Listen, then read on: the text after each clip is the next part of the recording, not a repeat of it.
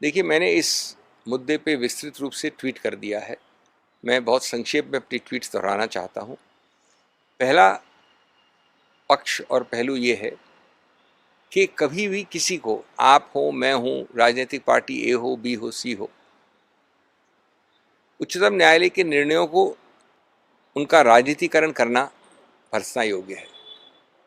उनको राजनीतिक अरीना में घसीटना गलत है। हर प्रकार के शब्दों का प्रयोग कर रहे हैं एक पूरा भक्त समुदाय, जो समझता है कि उच्चतम न्यायालय ने हर प्रकार की क्लीन चिट या बधाई दी हो सत्तारूढ़ सरकार को। ये गलत है। मैं सिर्फ इस बात का विरोध कर रहा हूँ। इसके लिए जानना ज़रूरी है कि हम इस निर्णय का क्या परिधि थी, क्या बाउंड्री थी, क्या स्कोप था, क्या व्यापकता थी। ये बड़ा सरल था, दो मुद्दों पे था। एक, इसने एसआईटी के निर्णयों को अपहोल्ड किया, सही माना है इस निर्णय ने। एसआईटी ने कहा था कि ये वहाँ पर कोई साजिश का परिणाम नहीं था, लेकिन एक स्वाभाविक आक्रोश का उत्कर्ष था, जिसके अंतर्गत ये कई सारी वारदातें हुई थी। ये भर्त्सनीय है, लेकिन एक कॉन्स्पिरेसी, एक बनाया हुआ षड्यंत्र नहीं था। दूसरा, जो एसआईटी ने कहा है, जिसका एंडोर्समेंट किया है उच्चतम न्यायालय ने, कि जो पुलिस अफसर, कई नाम लिए गए हैं जो सीनियर वरिष्ठ पुलिस नेता थे, जिन्होंने ये कहा कि आज के माननीय प्रधानमंत्री या आज के माननीय गृह मंत्री वहाँ पर थे मीटिंग में, या उन्होंने ये कहा, ये नहीं कहा, ये गलत है, क्योंकि ये पुलिस अफसर वहाँ थे ही नहीं, और इसलिए ये बात गलत पाई गई है। तो दोनों मामलों में हम सबको नतमस्तक होना चाहिए उच्चतम न्यायालय के लिए। लेकिन उसके साथ ये नहीं कहा है उन्होंने कहीं, जो पैरा 88 का बार बार जिक्र हो रहा है, वो 3 लोगों के लिए है। एक, इन पुलिस अफसरों के लिए; एक, जाकिया परिवार के लिए, जिसने बार बार इसको किया, इस केस को दशकों तक, 16 वर्ष तक; तीसरा, उन लोगों के लिए जो इन दो तत्वों के साथ मिले थे। लेकिन कहाँ कहा गया है निर्णय में कहीं भी कि इसमें ये पार्टी आगे थी?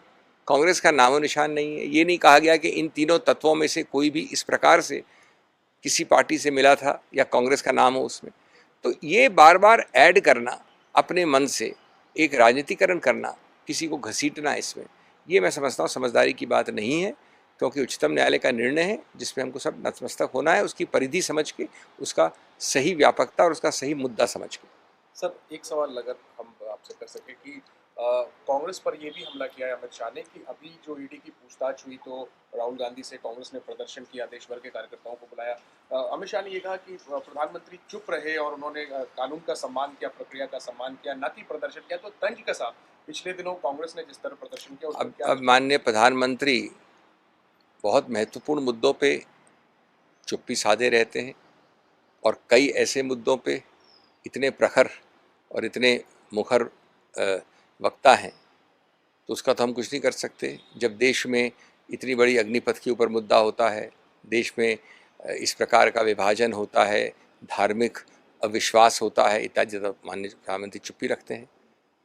उसका तो कोई इलाज नहीं है। और वैसे वो देश के बहुत महान एक प्रखर और मुखर वक्ता हैं।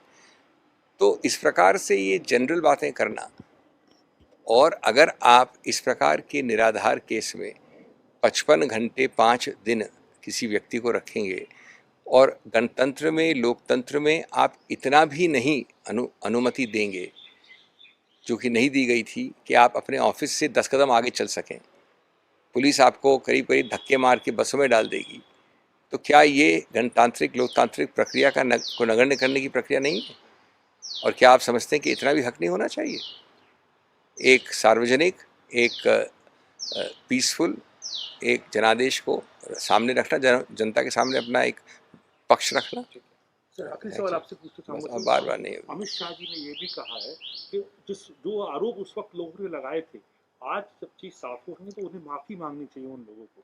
निश्चित रूप से जो 2 तत्व बताए मैंने आपको, 3 तत्व पैरा 88 में, जिनके बारे में उच्चतम न्यायालय ने भी कहा है, उनकी तरफ आमुख होकर बोले माननीय गृह मंत्री। 3 पक्ष बड़े साफ लिखे हैं पैरा 88 में। आप इसको जानबूझकर राजनीतिकरण कर रहे हैं कांग्रेस तरफ जाके। यही तो और मुद्दा है पूरा। फैसले का विश्लेषण अपनी जगह, अमित शाह ने एक जगह ये भी कहा सर कि कांग्रेस ने उन एनजीओ को, तीस्ता सीतलवाड़ के एनजीओ को कहाँ लिखा है ये कहाँ अमित लिखा शाह ने है? कहा तो उस पर क्या नहीं जवाब तो देंगे? जवाब यही तो मैं कह रहा हूँ, राजनीतिकरण का मतलब क्या हुआ? निर्णय का आड़ लेकर उसका राजनीतिकरण करना। ये कहीं भी किसी परोक्ष रूप से भी उच्चतम न्यायालय ने लिखा है कि एबीसी ने इसका समर्थन किया?